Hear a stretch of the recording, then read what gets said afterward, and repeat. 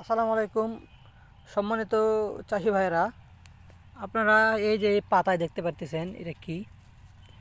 এটা হচ্ছে মূলত মাজার পোকার ডিম।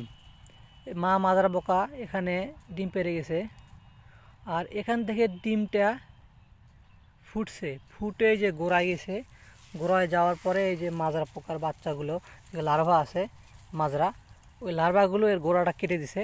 কেটে দেওয়ার ফলে নিচ থেকে কোনো খাদ্য উঠতেছে না, এই জন্যই মারা গেছে। এই দেখেন, সহজেই কিন্তু উঠে আসতেছে, হাত দিয়ে টান দিলে সহজেই উঠে আসতেছে।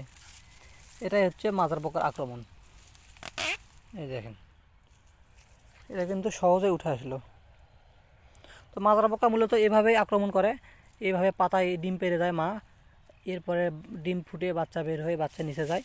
এরপরে ওই বাচ্চা এই ধানের নরম অংশে ছিদ্র করে খেয়ে ফেলে, আর এইভাবে আমাদের জমিতে সাদা শীষ বের হয়।